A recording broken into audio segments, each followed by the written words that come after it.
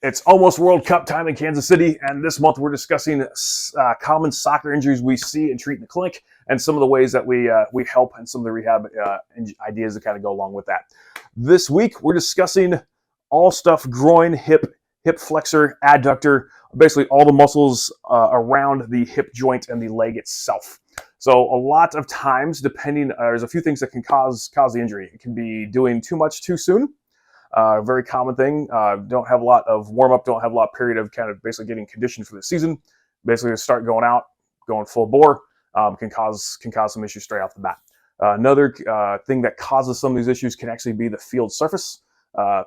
Unfortunately, turf fields are very tough. They're very resilient, but they're also really good sometimes at causing turf equals tendon injuries typically. It could be the tendons typically, and it can be the Achilles, it can be in the groin, it can be in the quad, it can be the hip flexor. But just the playing surface and the slight decrease in the impact forces, the ground's not absorbing quite as well as much. That impact goes into the tendon, and over time, if there's not enough rest and not enough recovery, that can cause some issues too, unfortunately.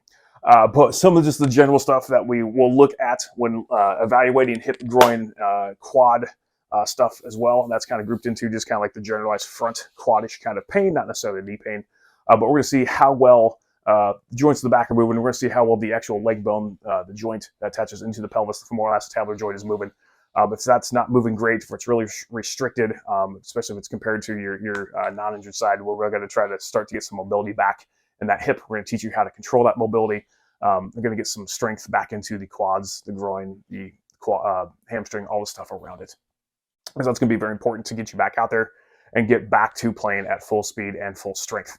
One of the other things we also have the option for on the treatment side of stuff, we can do a lot of hands-on muscle work, active release technique. We can do some muscle scraping. We can do muscle taping. We can do dry needling with e-stim. We can do lots of stuff to get stuff to calm down. We can do a lot of stuff to get basically make the muscles feel a little bit more relaxed, a little bit more happy, and a little bit more calm, and that gives them the body a little bit more time to kind of heal and recover as you add in some of the exercises. And one of the great things with this is these injuries tend to resolve, or not to resolve. These injuries tend to respond, very quickly when you get the right plans in place and the right treatment in place and the right exercises in place as well. So this is something if you've been dealing with for a long time. If you're in the KC area, we're always taking on new patients. We'd love to help you out with this, and feel free to reach out or ask any questions down below, and we'll talk to you guys soon.